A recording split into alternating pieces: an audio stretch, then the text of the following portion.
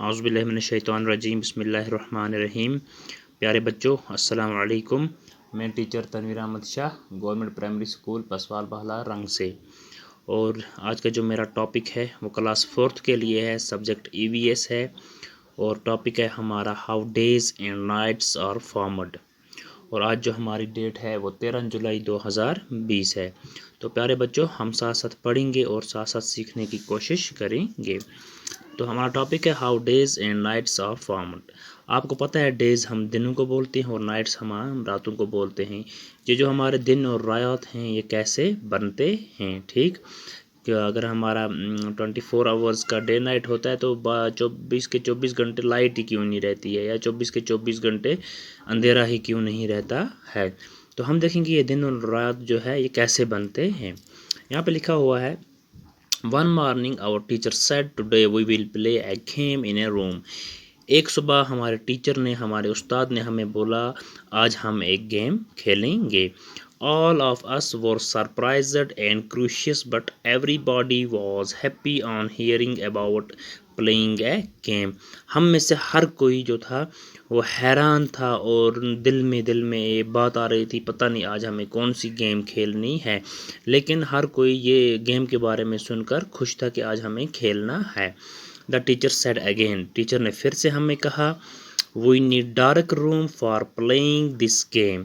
ये गेम खेलने के लिए हमें एक डार्क रूम चाहिए, वो कमरा चाहिए जिसमें अंधेरा हो। Let us close the Windows and doors.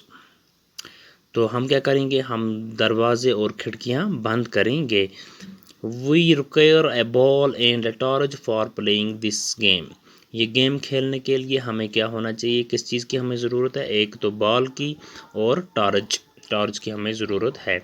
I have brought these things with me. तो टीचर ने कहा ये जो चीज़ें हैं बॉल और टॉर्च ये मैंने अपने साथ लाई हुई हैं। तो उसके बाद क्या लिखा हुआ है आगे, उसके बाद लिखा हुआ है, I have kept the ball on one side and the torch on the other side of the table. तो फिर उसने क्या किया, टीचर ने उसने एक साइड टेबल पे बॉल रखी और दूसरी साइड से टॉर्च रखी। Now all of you will come in groups of 5 near the table. हर कोई आप में से आ जाओ 5-5 ग्रुप्स बना के टेबल के नज़दीक। एक ग्रुप्स में आ जाओ, एक ग्रुप में 5 स्टूडेंट्स होने चाहिए, टेबल के नज़दीक आ जाओ। Turn by turn and look carefully at the light falling on the ball. और अपनी अपनी बारी में आ जाओ जितने ग्रुप्स बनेंगे, और अच्छी तरह से देखो लाइट की तरफ, रोशनी की तरफ जो बॉल के ऊपर पड़ रही है। After going back to your seats, और जब आप अपनी सीट्स पे वापस चले जाओगे, each one would write answers of the following 2 questions in the notebook. हर कोई अपनी नोटबुक पे, कॉपी पे को 2 क्वेश्चंस के आंसर लिखेगा। कौन से क्वेश्चंस के आंसर, जो नीचे दिए गए हैं। 1, पहला क्वेश्चन क्या है, on which part of the ball is the torch light falling. Ball के कौन से हिस्से पर टॉर्च की लाइट पड़ रही है। दूसरा क्वेश्चन क्या है, why is there darkness on the other side of the ball. और बॉल का जो दूसरा हिस्सा है वो हिस्सा जो है वो डार्क क्यों है, वो अंधेरे में क्यों है। ये देखो यहाँ पर ये टॉर्च है, ये इसका बॉल का एक साइड है, इस पर लाइट पड़ रही है, और ये दूसरा हिस्सा जो बॉल का है ये डार्कनेस में है, ये डार्क है, अंधेरे में है। Most of the children wrote the following answer. बहुत सारे बच्चों ने कुछ आंसर्स लिखे जो कि ये 2 आंसर्स थे। पहले क्वेश्चन का आंसर बहुत सारे बच्चों ने ये लिखा, क्या लिखा है, the light is falling on the side of the ball facing the torch. तो बच्चों ने लिखा कि लाइट जो है वो बॉल के उस हिस्से पे पड़ रही है जो हिस्सा, जो साइड टॉर्च की तरफ मुड़ा हुआ है। और दूसरे क्वेश्चन का आंसर क्या लिखा, the other side of the ball is not getting any light. और जो दूसरा साइड बॉल का है उसके ऊपर कोई लाइट नहीं पड़ रही है। तो इसलिए वो डार्कनेस में है। ये दो आंसर्स बहुत सारे बच्चों ने लिखे। नाउ द टीचर सेड, तो टीचर ने फिर से उन्हें कहा, we will write the word light on the side of the ball which is getting the light from the torch and the darkness on the other side of the ball. तो अब हम क्या करेंगे, जिस हिस्से पर, जिस साइड पर टॉर्च की लाइट पड़ रही है बॉल पे, उस हिस्से पे हम लाइट लिखेंगे, LIGHT लिखेंगे, और जो हिस्सा अंधेरे में है जिसके ऊपर लाइट नहीं पड़ रही है उसके ऊपर हम लिखेंगे डार्कनेस। तो उसके बाद क्या है, now I shall move the ball slowly. तो फिर टीचर ने कहा मैं आस्ता आस्ता बॉल को मूव करूँगा, रोटेट करूँगा। In the light still falling on the same side of the ball, the children said no. Is the light still falling on the same side of the ball, the children said no.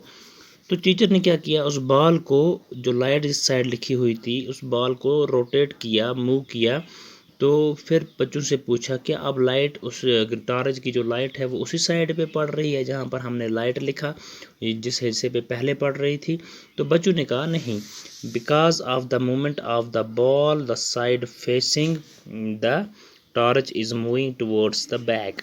क्योंकि जिस हिस्से पे light पड़ रही थी torch की पहले, वो हिस्सा मूव हो गया दूसरे साइड में, बैक साइड में वो हिस्सा चल गया, उसको मूव कर दिया बैक साइड में, और जो हिस्सा डार्क में था उसे हमने मूव करके लाइट की तरफ फेस कर दिया।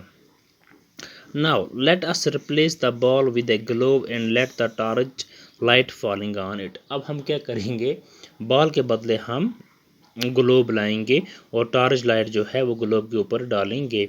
Which part of the globe is getting light, globe के कौन से हिस्से पे लाइट पड़ रही है। द चिल्ड्रन सेड, बच्चों ने कहा, the side facing the torch, उस हिस्से पे लाइट पड़ रही है जो हिस्सा टॉर्च की तरफ, लाइट की तरफ मुड़ा हुआ है, टॉर्च की तरफ मुड़ा हुआ है। The teacher asked again, teacher ने फिर से उससे कहा, वाई इज़ दियर डार्कनेस, उनसे कहा why is there darkness at the back side of the globe, back of the globe. तो ग्लोब का जो बैक है उस साइड में डार्कनेस क्यों है।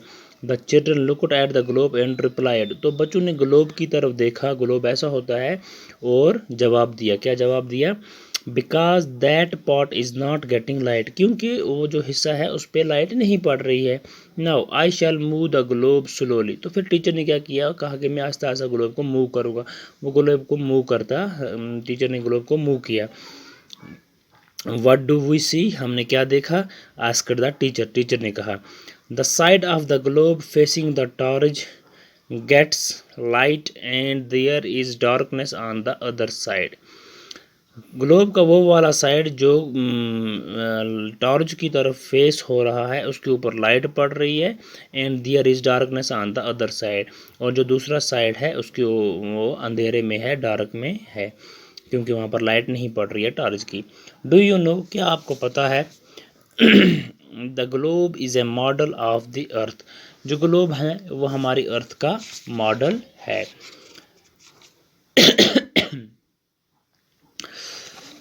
तो उसके बाद क्या लिखा हुआ है हमारा, डू यू नो, क्या आपको पता है, the earth also rotates on its axis from west to east, जो और अर्थ है ये भी अपनी एक्सिस में मूव कर रही है, ईस्ट वेस्ट से ईस्ट की तरफ। फिर क्या लिखा है, the movement of the earth on its own axis is called rotation, अगर अर्थ अपनी एक्सिस पे मूव करेगी, रोटेट हो जाएगी, तो उसे हम बोलते हैं रोटेशन बोलते हैं। Day and night are formed due to this rotation of the earth, ये जो दिन और रात हैं ये हमारी अर्थ की जो ये रोटेशन हो रही है, जो ये अर्थ मूव हो रही है वेस्ट से ईस्ट की तरफ से, इसी की वजह से दिन और रात बनते हैं।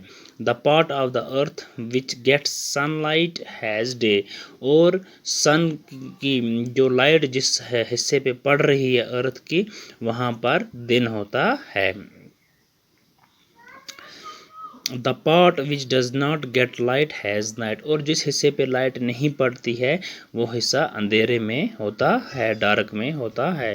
The earth completes one rotation on the axis in 24 hours. Earth जो है वो एक रोटेशन कब कंप्लीट करती है, कितना टाइम उसको लगता है अपनी एक्सिस पे एक रोटेशन कंप्लीट करने में, 24 आवर्स लगते हैं। We call it a day, हम इसे दिन कहते हैं। फॉर एग्जांपल अगर हमारी अर्थ यहाँ पर थी तो यहाँ से सन की लाइट पड़ रही है, ये जो हिस्सा है यहाँ पर दिन होगा और ये वाला जो हिस्सा है यहाँ पर लाइट होगी। तो इसी तरह से जब ये अगर यहाँ पर थी हमारी अर्थ तो यहाँ से लाइट पड़ रही है, ये देखो कितने हिस्से में यहाँ पर लाइट है, तो यहाँ पर दिन होगा। तो अगर यहाँ पर हो देखेंगे यहाँ पर इस हिस्से में लाइट है और ये हिस्सा जो है यहाँ पर डे नाइट है, यहाँ पर डे है। और अगर यहाँ पर देखेंगे यहाँ पर तो पूरा का पूरा लगभग नाइट ही है।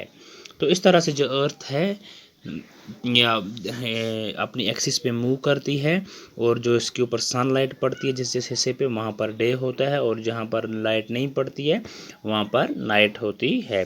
The earth also revolves around the sun, earth जो है ये सन के भी इर्द गिर्द घूमती है। The time taken by the earth to complete one revolution around the sun is called 1 year.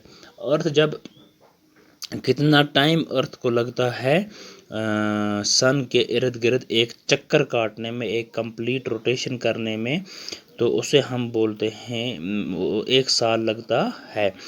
The time taken by the earth to complete one revolution, जितना जो टाइम अर्थ को लगता है एक रिवोल्यूशन कंप्लीट करने में सन के इर्द गिर्द, तो उसे हम बोलते हैं 1 ईयर, उसे हम 1 साल बोलते हैं। तो प्यारे बच्चों आज के लिए इतना काफ़ी है। कल इंशाअल्लाह रहमान हम इसकी एक्सरसाइज पढ़ेंगे और ऑरल वर्क जो है इसका उसके बारे में हम पढ़ेंगे। Thank you.